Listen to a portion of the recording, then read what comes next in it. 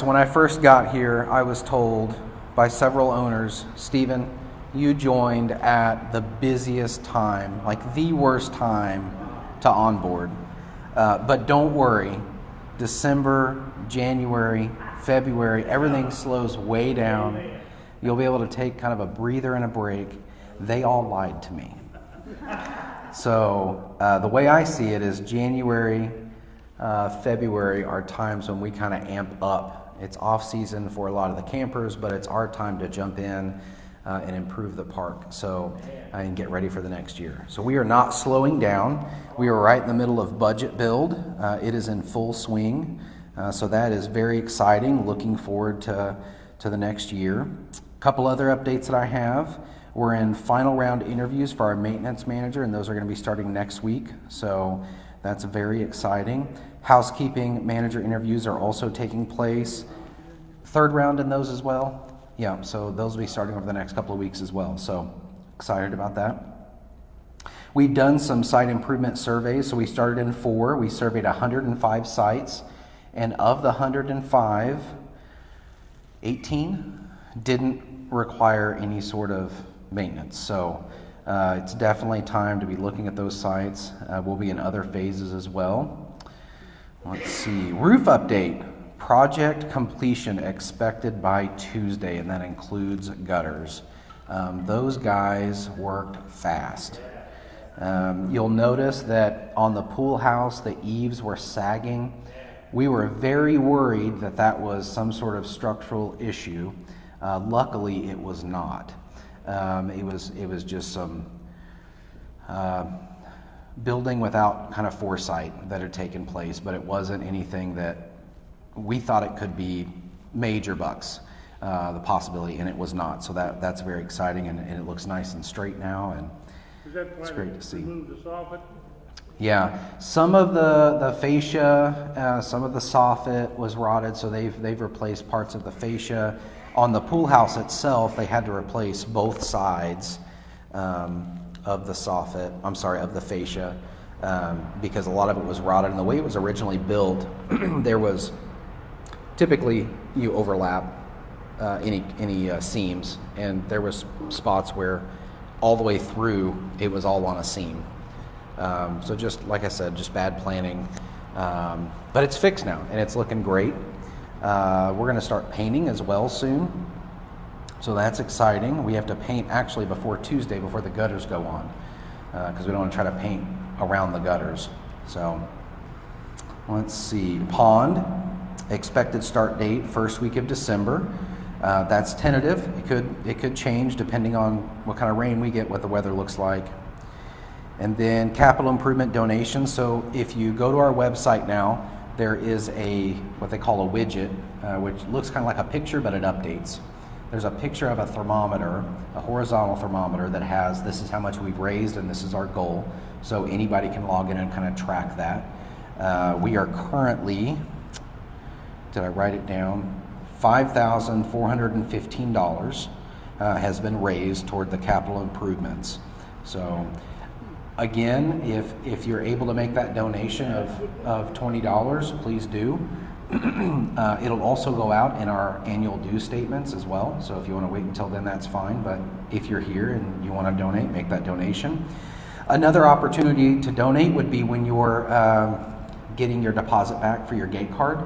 It's $10. If you want to just donate that to the Capital Improvement Fund, we will have a box up there shortly. We don't right now. But you can give that back to the person checking you out and let them know that that's a donation toward the capital improvement, and it'll get logged in there. So September financials, they're completed.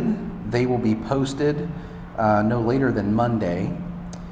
$472,000 year-to-date improvement over last year. $472,000. So very exciting. Yeah, it's great. On the right path. Let's see, path lighting. I've gotten questions since I started about the path lighting. I have asked maintenance, I have asked housekeeping, I have asked Wally, we've asked around. We are not able to find any poles that had been purchased. So if you have any information on the poles, let me know. As of right now, I'm considering it as a project that never got started. I've been asked, how are you going to go back and tell how much should be in that fund? We've got great records on the breakfast, so we'll be able to tell what the net was. So here's how much money we made, here's what the cost of producing breakfast was, here's the net. So we'll be able to get a clear picture of what that number should have been. Storage fees. I have been getting some hate mail. So in October of 2023, the board voted to increase all storage rates from the tiered system to a flat $500 per year. And when I started getting emails about it, I have not had to store an RV, so I started doing some research online. I know this doesn't soothe all wounds that people feel have been inflicted by this, but I will tell you that we are still well below the national average, and also below, just looking at rural areas in Missouri, we're still well below that as well. So I think, and some people have said, Stephen, it's not like you've done a bunch of improvements. Why should the fee go up? Well, yeah, there hasn't been major improvements in storage, but we haven't been in the position to. And since this is an owner-driven park, we need to raise the money first. And we were not in a great spot a couple of years ago.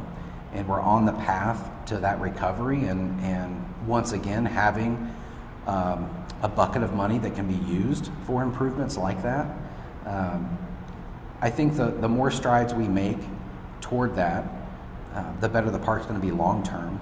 Every dollar that goes into the park is going to be used to operate and better the park, and you all as owners are going to benefit from that. So, yeah, just have some grace in that. The other thing that people have said is we're getting a mixed message, Stephen, because we got an assessment, fees were going to be raised, then site nights are now lower, and you're asking for a donation. Are we healthy? Are we not healthy? And I think all of this goes back to ensuring, well, that thing is really loud. Ensuring again that we're on that path. So just because site nights decreased doesn't mean that we're not expecting the same level or a higher level of income from that decrease. The idea is continue to make it affordable for our owners to camp, provide avenues for them to donate to specific projects, and rebuild a fund that would allow us to continue to improve the park. And I think all of those decisions all fall in line with that path. I know looking at it on paper, you can say it looks wishy-washy, but really there's a thought process behind it. So give us time. I'm not saying don't complain or raise concerns or ask questions. Please do, both to me and to the board. It keeps us sharp. It makes sure that we're really considering how it affects owners and that we make good decisions for the park. So that's not me saying don't email me. That's me saying here's what's going through our head, the board's head, and we're all on the same page with this. So, speaking of the board, we did have a work session. I'll pull this up here. Juggling is not one of my skills. So you may have noticed that on the website there is a board work session recap for the November 16th meeting. This again, I've said this since I started, building trust through transparency is paramount. It's something that the board shares, that idea. There was one of these shared in January, I believe. There weren't any shared until now. As the board has decided, though, to start sharing these work session notes, because when you get the minutes of the meeting, it's very, here was the motion, here's how it got approved. Did people vote for it or not? But it doesn't really give any context to the conversations that are taking place. And I think that's important. As owners, you should know what kind of conversations are taking place. So this won't only include things where a decision was made on, but also updates the board is getting just from management, things that they're looking at, guest speakers that we've had to come in. For example, this last week we had Higginbotham come in, who's our insurance broker, and just discuss some insurance policies that will be up for renewal next year. What should we be looking at? And we've got a great relationship with them. and they work on our behalf to make sure we're getting the best rate. We don't go with just one company. We do get those shopped out. And we saw a slight savings in the overall policy for the park this past year, and we were actually able to get better coverage for a little bit cheaper price. So we're doing our due diligence there. Okay, going through the work session recap, we discussed our attorney membership promotion. So again, starting December 1st, and this is a change through feedback from owners. We originally said we're going to start this in the new year. That's 1,000 memberships at $1,000. We have changed that to December 1st.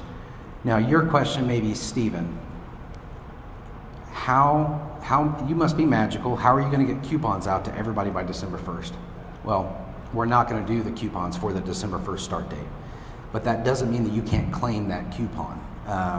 Meaning if you've got a friend or a family member and you would like them to be able to buy a membership or buy a membership for them at the $1,000 rate, they can come into the sales office, talk to Teresa, mention the coupon. We will jot down the owner's name and the owner's number that is using their coupon to track it that way. But there will be a coupon going out later on. So, but that doesn't mean you can't utilize it starting December 1st. This data you're mentioning, will that be on the website? That's discussion of, as I understood, you're talking about, the discussions that take place in the work session. Mm-hmm. Where will that be so we can look at it? It's on there now. So if you go to the website for members, minutes, I think is what it's called, minutes and something else.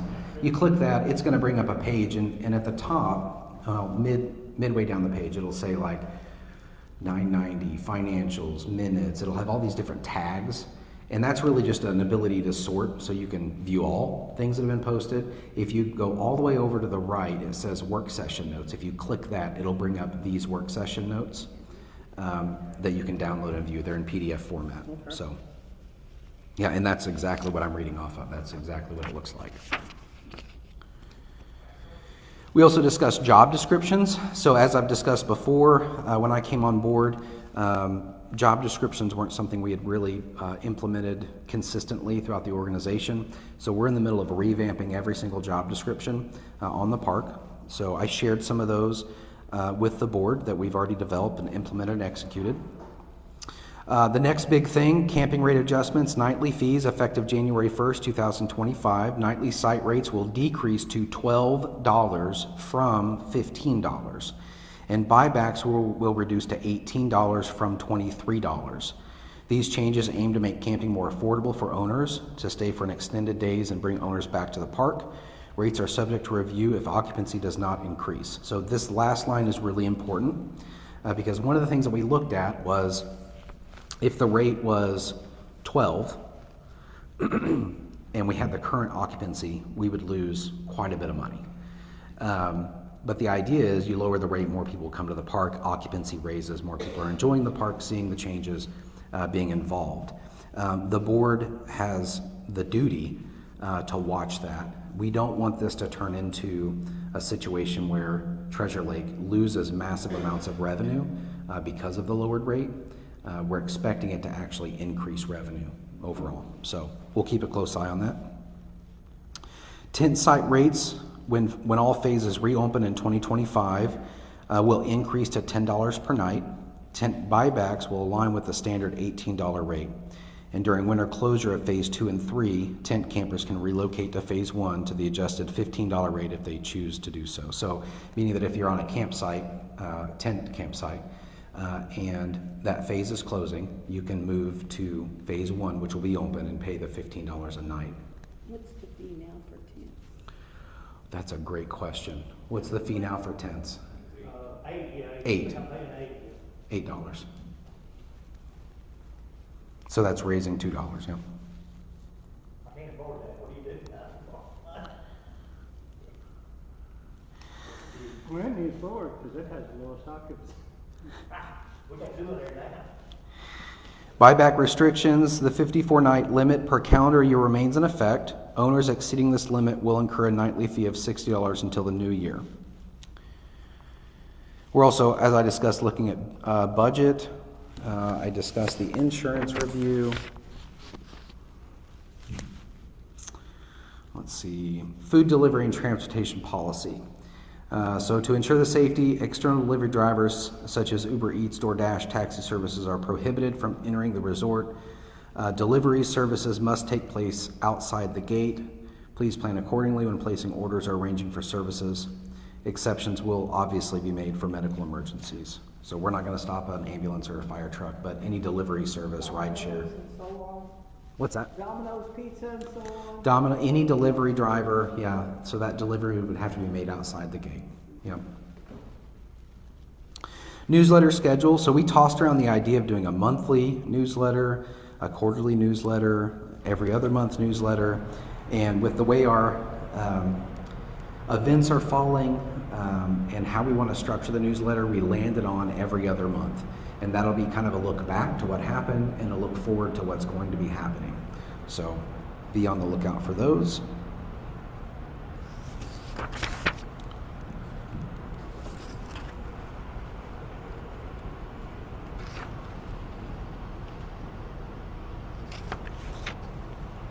Sorry, I thought there was one more thing. Oh, dusk to dawn. Yeah, that's the last thing. So since I have started these Meet the Manager meetings, almost every Meet the Manager meeting, or at least every other one, somebody has brought up the fact that we've had individuals parking at dark, and it's been raised as a safety concern if individuals are trying to park their RV at night. Now, the time that we had set was 9 p.m., but as you know, it's well dark at 9 p.m. Security's done a good job at trying to ensure that individuals are taken to overflow if it's past the time, but even before the time, it is still dark. And there's also a member brought up, which was I did not think about, and don't use this if you're thinking about breaking the rule. But somebody had said, well, what if their RV is in storage? Storage hasn't been locked up yet. They could drive in with their vehicle, get their camper, and then park it. And I thought, well, yeah, I mean, that would definitely, security wouldn't know that that's happening unless they were just happened to be driving by at that time. So that's a concern. To try to combat the night, one of the things that we had talked about was you really can't say like dusk because it changes every single day. And trying to post those times and educate owners on what time, I think it would cause a lot of confusion. So the fix for that was a dusk to dawn light. So we're going to be looking at a dusk to dawn light that if it is on, you're going to overflow. If it's off, you're good to park. So we'll be kind of working through that. That's obviously not as of right now, but that's coming in the near future. Rules and regulations. I've discussed before that we have 2 members of our board that are working on an updated rules and regulations for us for the next year. And then again, just to hit on the capital improvement fund, $1991 is what the cost would be if every single member donated. So if you haven't yet, stop by the front, log in online, or wait for your annual dues, but we prefer it to come in sooner rather than later. The work started. We already have expenses that are hitting against that. So, all right, and now I'll open it up for questions. Yes, ma'am. Can they lock the gate, the storage gate, when the light comes on? 4 o'clock during the winter hours is when that locks, so 4 p.m. If you come at 5 and you need access, that's absolutely fine. You just talk to the security and they'll come unlock it for you, so that's not an issue. And if it's dark, they'll put you in overflow. Yes, yeah, absolutely. Yeah, if you come at dark and say, hey, security, can you unlock the gate? Their first question is probably going to be, are you planning to pull this out right now? So, and if the answer is yes, they're going to say, sorry, you can't do that. But any other questions? Let me grab a sip of water. Yes, sir. There's been talk, I guess Bruno's going to move on. The rock and roll will continue, right? I haven't heard anything about hiring a new restaurant manager, but it will continue. Yeah, absolutely. There's no plans to not continue having the rock and roll, but Bruno is moving on, so we'll be on the search. I tentatively right now I'm looking at January, February to find that next person. So.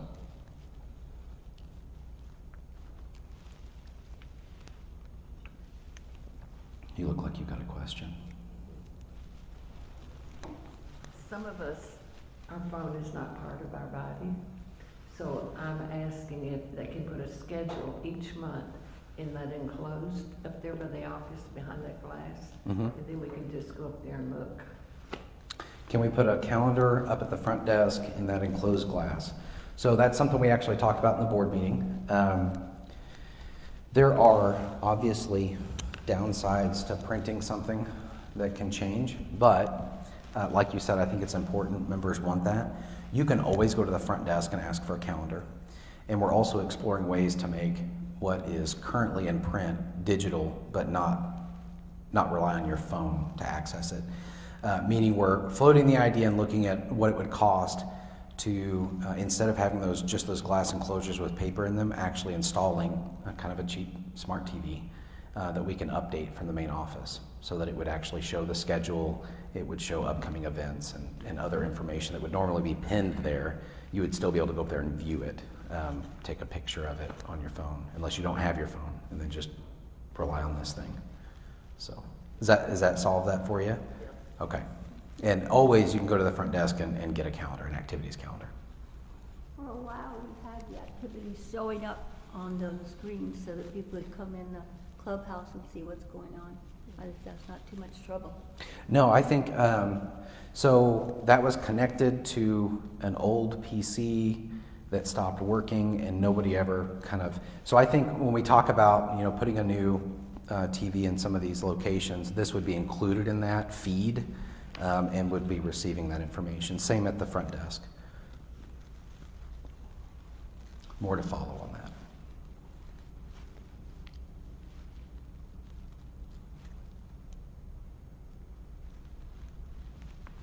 Yes, sir. I got a question for a question, I guess. Okay.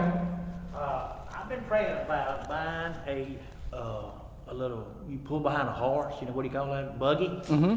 Could we use a buggy here? I mean, the kids would love it, wouldn't they? A goat buggy or horse buggy, what kind of buggy? Some kind of buggy.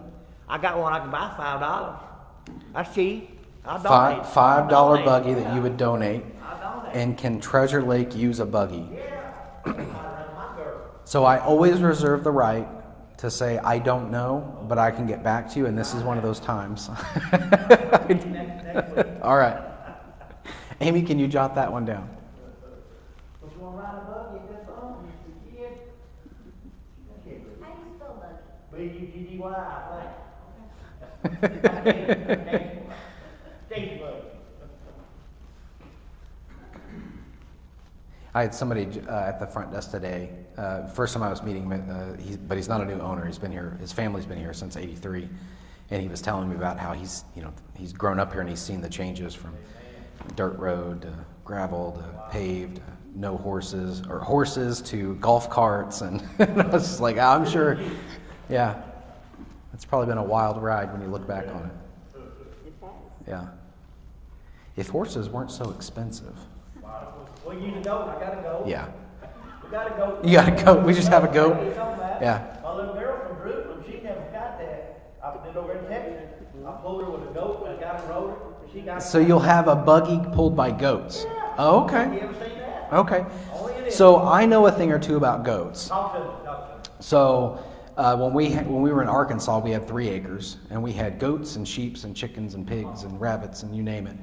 And goats were like the worst investment you could ever make. My wife spent probably 3 hours a day with the goat herd treating for. They always have something wrong with them. They're always sick. They always got a parasite. And these were milk goats, so it was like, yeah. As soon as you give them medication, you can't use their milk for like a week, 2 weeks. Anyway, sorry, way off track. But goats, investment-wise, bad choice. Now sheep, I went on hands-on with sheep twice a year. Sheared them, took care of them. They were great, but I vote no goats. Well, what about miniature ponies? Miniature. They pull a go kart on. Come on. Yeah. Again, goats take a lot of money. Or I'm sorry, horses take a lot of money. Whether they're big or little, they still take a lot of money. So now, if you wanted to handle all of that yourself and you just show up with the pony and the buggy, I'd have to talk to my insurance agent first. But it's a possibility. I'm just saying. Yeah. Any other questions not relating to goats, ponies, or buggies?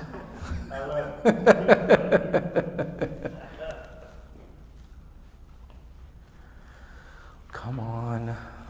Question, come on, in your mind. Well, the roofs look great, right? Yes. They look amazing. Amen. Yeah. Gutters will be going on Monday and Tuesday. Super excited about that. The pool's closed.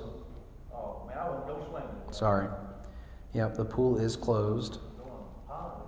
Did you say only $5,000, 5,400 is coming from our donations? Yeah. Shame on us. It had a really quick start. Like as soon as we announced it, there were some donations that came in. That's where we're at. That's just the reality of where we're at. So, yeah, one more plug. Donate now. And our nut for roofs and pool, pond. Mhm. Just repeat that so people. Yeah, for the roofs and the pond, very specific projects that the $19 is going to cover.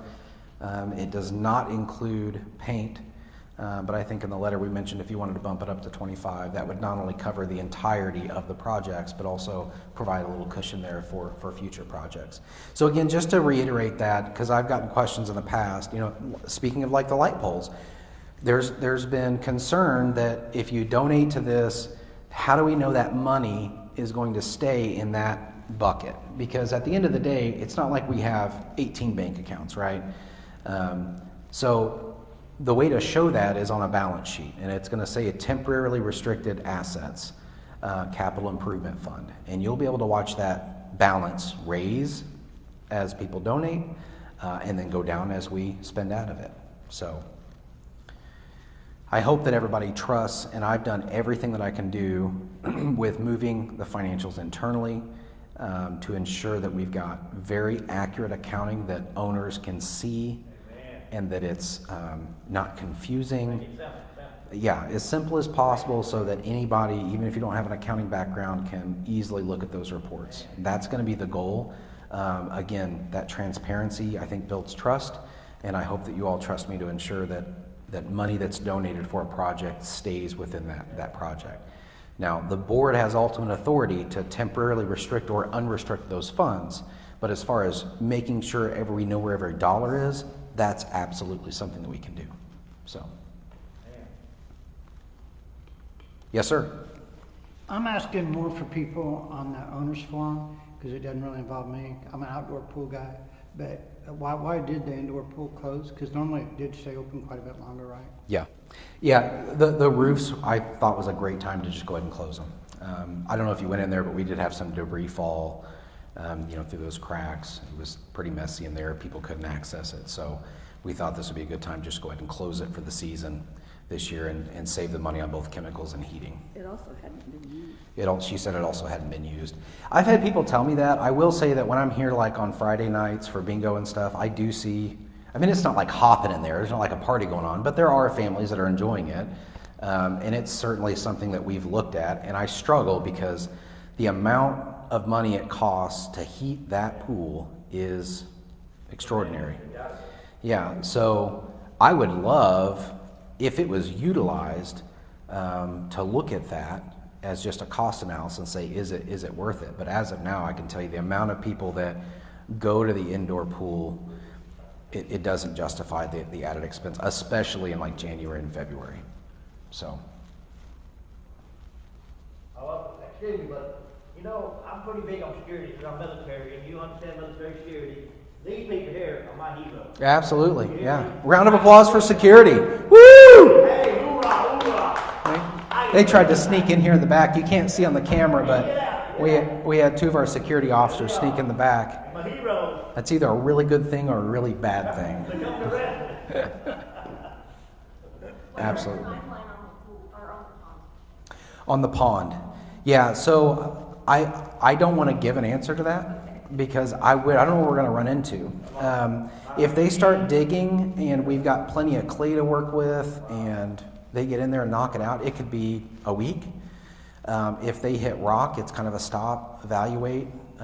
If they break through the clay barrier, it's a stop and evaluate. Do we want to go deeper? So I'm not real sure. I don't want to be tied down on that one, but as soon as we can.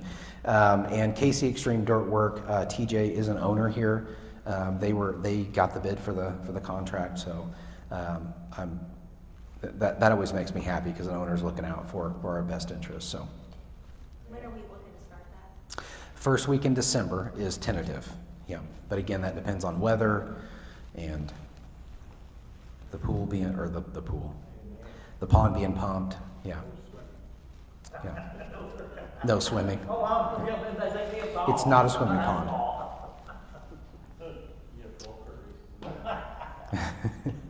I think we should host annual boat races like they used to do in Rockaway. You know, it's really fast, like low to the ground one, in our pond. Yeah, it would be short races. Maybe we could rent paddle boats. Rent paddle boat races. Gary, yes. B-roll would work, right? The annual paddle boat race. I love B-roll races.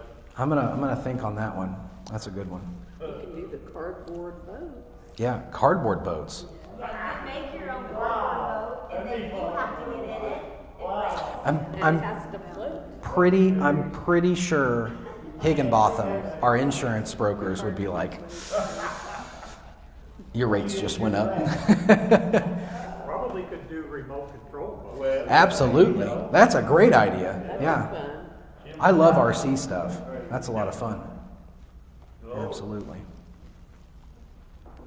Hey, jot that one down. I actually think that's a really cool idea to do some sort of annual RC boat race. The kids would have fun. Yeah, the kids. And listen, it's an adult sport. I'll tell you that much. I mean, I watch these videos. You guys go down like YouTube rabbit holes, right? So I've found myself like watching these ginormous Boeing 747 replicas that are like huge, and they take them off, thousands and thousands of dollars, and then they crash.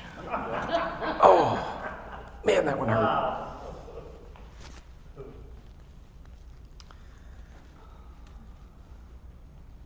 Any other questions?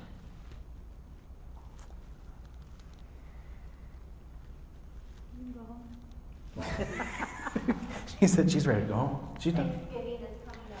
Thanksgiving next week, yes. Forgot about that one. Here, lunch here, 1 p.m. Bring a side dish, a dessert, drinks. Get with me. Gotcha. If you want to bring something, Yep. is it mandatory to bring something? Not mandatory, but if you want to bring something, We're providing turkey. get with Amy. ham, Turkey and ham will be provided. Well, that's a no-brainer. Smoked ham, smoked turkey, fried turkey. Fried turkey. Here at the clubhouse, 1 o'clock. Yep, that'll be good. When these people come in, let's clap.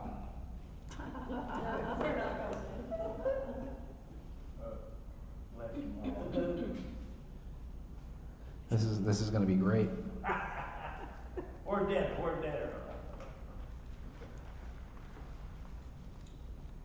No, they're not coming in. All right. Oh. Hey!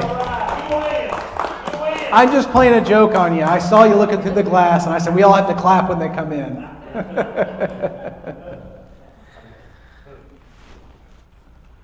34 minutes today?